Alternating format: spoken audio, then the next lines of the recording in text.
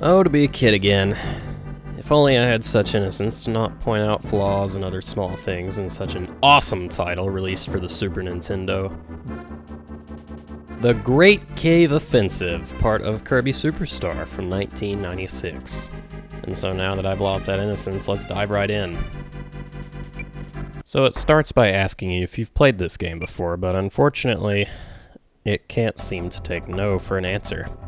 So in this case, you have to use the A button as the what did I just say button, and dive right in. Boy, don't let that fool you. So let us now implement my motto for Kirby games. If you can't beat 'em, eat 'em!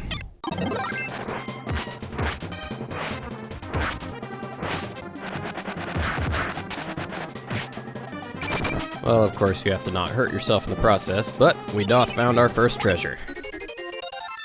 Going back to the abilities, I kinda like the new stuff Kirby can do, and although I am a fan of the classic hammer, beam, sword, and the ever-popular crash, new abilities, including wing, yo-yo, and jet, are good additions to my melee weapons.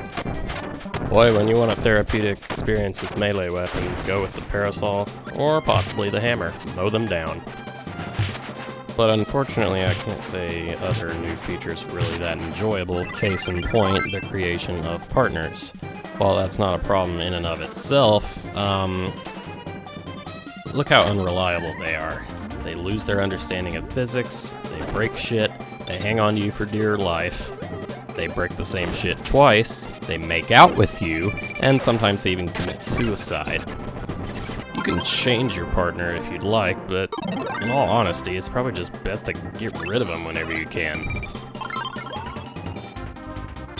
Oh, and while we're focusing on the negative, I should probably mention that you should prepare for death and destruction when you play the Great Cave Offensive.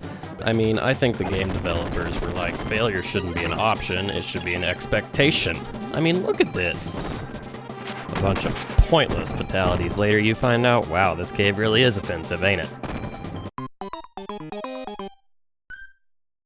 Okay, that's enough complaining about small problems. Let's just get back to this treasure hunt. And of course, watch out on your way out for enemies. There are these bomb blocks. I think there's only one way to get to the... Oh, for fuck's sake. Anyway, now that we've gotten to this treasure, someone go call Indiana Jones because I think he lost something. Now we have the ever-popular timed run. And, my track record with these, as you can see, ain't so good. But 147 tries and a few tears later, I'm out of there. Well, I usually like to have my fortune told before I go on big journeys like this, but never mind that. Sit tight, we got a long way to go.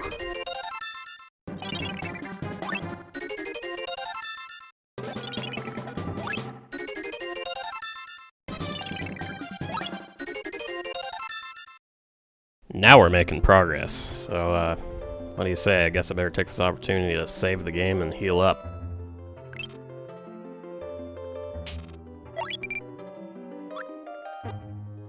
Now that that's said and done, let's talk about underwater happenings. You can use your abilities underwater, like, you know, sword and maybe hammer, but if you don't have those abilities, or any of the other ones I probably haven't tried, you have to just blow to attack. By the way, if you want to light a cannon underwater, you're required to defy all logic by having your partner blow fire underwater. Oh, and speaking of cannons, you're going to run into those a lot in this game, especially the revolvy ones. Yeah, I suck at those. Watch how many times I missed. Not once, not twice, not even 3 times, but 4 times in the same direction in a row. I had to try that many times just to get a little damn interstellar kidney stone. And although I do prefer the ones that you light yourself, it makes your partner go berserk, and there actually is a wrong one sometimes. Alright, I'm stalling again. We've got an outside reference here. Keep that in mind because we're going to find that a lot, but in the meantime, we just need to find this last important treasure and get the hell out of here. Boss time! So, it's a whale of all things, and yeah, it's pretty ruthless. And I will say that this is another part where your partner is completely useless, but after you go surfing a little bit, if you got the right ability, you can pull off an epic finale.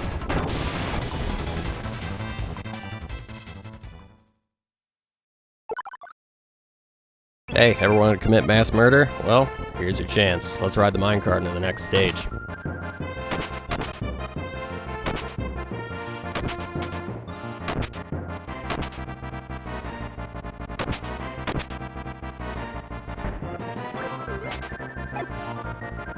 Alright, time for stage 2, which appears to be what I can only imagine is the cave in question. So, let's head right in and find some more treasure. Or is it treasure? Yeah, take a look at this. I mean, are you serious? The same situation occurs with, you know, a box that falls to oblivion and you have to try more than once to open. Don't be fooled, folks. We're not playing Let's Make a Deal. This is just a series of doors. That's just how it's going to be for the rest of the game, along with lag, and switches, and waterfalls. Yeah, you get my drift. Speaking of drift, yeah, it's kinda windy in here, isn't it? Alright, this is the second of the 4-season heart dealios. I don't know what you call them. But we gotta get out of here. Who knows, maybe we'll find some treasure on the way out. By the way, this son of a bitch stole my ability. That's the same guy that sabotaged me in the first stage. But we have no time to worry about that. We gotta find some more treasure. This one in particular, another one of Nintendo's inside references. Oh my god, we're almost halfway there. I think we should save.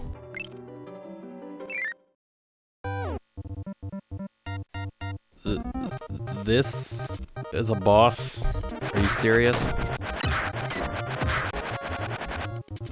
Wow, considering this is one of only 4 bosses, this seems a little too generous if you ask me. But what made it worth showing was the fact that we saw another over-dramatic death. I took a hit, and, well, we made more progress. BAM! Easiest boss ever.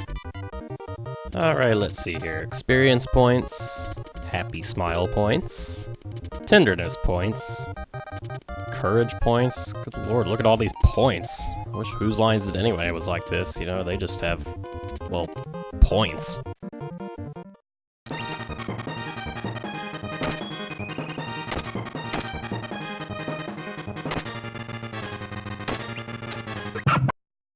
Now arriving in stage 3, which has a long-ass fall and a big-ass castle.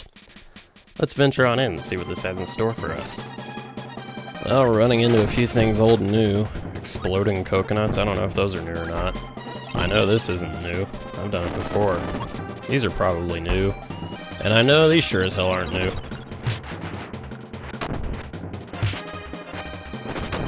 Well, I am doing a lot of climbing in this stage. I guess that's typical for a castle, or a tower is what it seems more like. But I'm starting to notice things are getting a little wackier than I thought they would. Not only is this treasure, for what it is, insultingly easy to find, but later on, the boss is in the middle of the level. So this chameleon dude likes to eat you, and you know how you like to push buttons spastically to try to get free from the enemy? Yeah, I do that plenty here. And let me tell you something, I'm actually finding these bosses a little too easy to pull off melee kills on. And there goes Halley's Comet. But meanwhile, I have more cannons to deal with.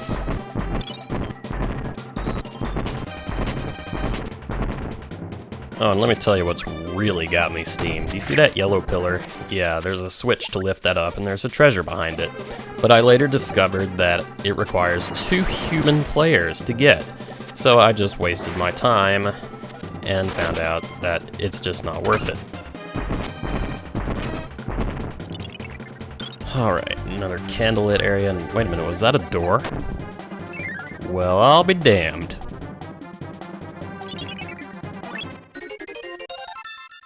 Now, I believe it has been mentioned before that there are several parts in this game where you'll probably just feel like everything is trolling you. This sleep maze is no exception. But meanwhile, we've got another outside reference. Okay, now all I gotta do is get out of here, but I can't without facing these cannons again, but hopefully it'll be no... Son of a bitch! Okay, I still haven't been through this door yet. What's behind it?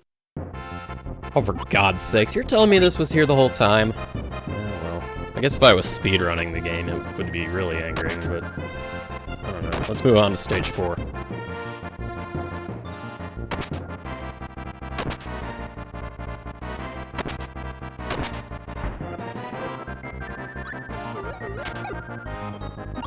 Alright, ladies and germs, 4th and final stage. Now... Oh, what does this button do? Oh, God! Why would you do that? Well, that got jump-started into intense. But we did get the last heart out of that. Now we're coming up on what I can only believe is the most valuable treasure in the game, and some people say this takes a sheer stroke of luck. But I had an aha moment with the jet ability. Observe. Wow, we're getting damn close. Just a few treasures left, but meanwhile we have more Monty Hall doors. And it's Revenge of the Explodey Cannon. I don't know, let's try the middle one, see where that gets us. Oh no, the bomb blocks are back. It's another one of those where you gotta pick the right one or else you gotta start all over, bitch. Now back down on Earth, my partner's like, fly me to the moon. Fuck you, I'm leaving you down here. But before I take off in this cannon, I have to destroy these blocks. To the sky again! Alright, we appear to be in Nimbus Land. I didn't even know that was a Kirby thing, but I'm cool. But we've got all these rooms. Thankfully I pushed the right button here to get another outside reference treasure. But since I'm an idiot, I'm gonna press the other button just to see what happens. Ow. Other rooms include one with a block that I didn't know how to break until I did it totally by accident. A room that's raining stars on my head. A room that's really, really painful. And a room that doesn't even have a treasure in it. Oh, and here's your redundancy for the day. I'm riding wheelie in this room so I can get this. Oh, and you want to see another dick move by the developers? I couldn't even tell I could go through that block until I looked up how to fucking do it. And this is where we see everyone's favorite mode of transportation, the warp star. Poof. Okay, I really hope this is the last round of what appears to have been reduced to launching myself into walls.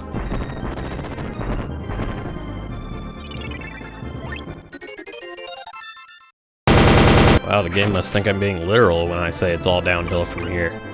Oh, and take a look at this. I saved my partner's life, and he returned the favor by taking the final hit on this guy. Guess he's not that worthless after all.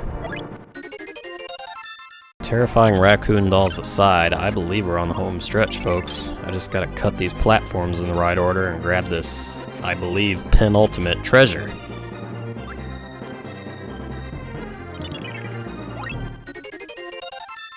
Alright, if I'm not mistaken, we only have one room to go before the final boss, and it happens to be the dreaded trampoline room. Sucks when it happens to you, but it's always fun to watch your partner rocket to the heavens. And just one more outside reference for the road. Alright, 59 out of 60 treasures, I'll settle for that. Now let's beat this bitch. Yeah, the guy looks like a giant pineapple. And I just realized something. This guy has a striking resemblance to Master Hand.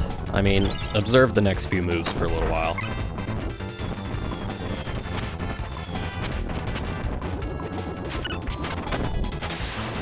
Boom, motherfucker! Alright, gotta get out of here. Alright, one last minecart ride. And what's fun about this one is that it is all uphill. Because fuck gravity.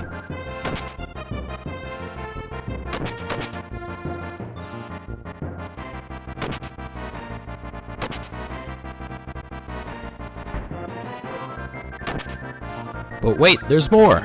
We get to ride the elevators again!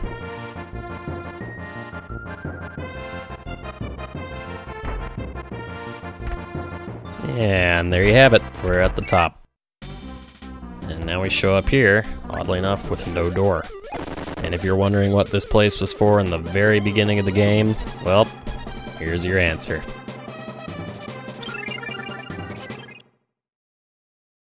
And that, my children, concludes our long and tedious journey. But was that a cave, or were we just in the 10th circle of hell? We may never know.